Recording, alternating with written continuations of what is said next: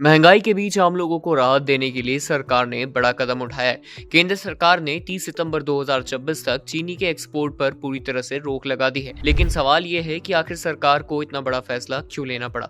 चलिए समझते हैं। जैसे सरकार ने कच्ची, सफेद और रिफाइंड चीनी के निर्यात पर बैन लगा दिया है। डीजीएफटी यानी directorate general of foreign trade ने एक्सपोर्ट पॉलिसी को रिस्ट्रिक्टेड से हटाकर प्रोहिबिटेड कर दिया है। यानी अब अगले आदेश तक भारत से चीनी का एक्सपोर्ट पूरी तरह से बंद रहेगा। बता दें कि ये फैसला ऐसे समय पर आया है जब मिडल ईस्ट टेंशन और ग्लोबल सप्लाई अनसर्टेनिटी की वजह से फूड इन्फ्लेशन बढ़ने का खतरा बना हुआ है। वहीं सरकार का मानना है कि अगर ज्यादा चीनी एक्सपोर्ट हुई तो डोमेस्टिक सप्लाई प्रभावित हो सकती है और देश में कीमतें बढ़ सकती है। मतलब अगर 13 मई से पहले लोडिंग शुरू हो चुकी थी या कंसाइनमेंट कस्टम को सौंपा जा चुका था तो एक्सपोर्ट की अनुमति मिलेगी। इसके अलावा ईयू और यूएस को टैरिफ रेट कोटा एग्रीमेंट्स के तहत होने वाले एक्सपोर्ट्स इस बैन के बाहर रहेंगे।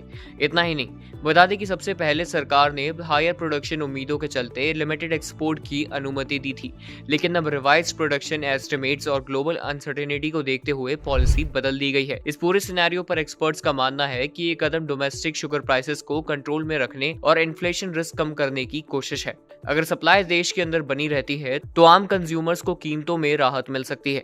यानी ग्लोबल टेंशन्स और बढ़ती महंगाई के बीच सरकार अब एसेंशियल कमोडिटीज की सप्लाई सिक्योर करने पर पूरा फोकस कर रही है ताकि आने वाले महीनों में आम आदमी की रसोई पर दबाव कम से कम रखा जा सके।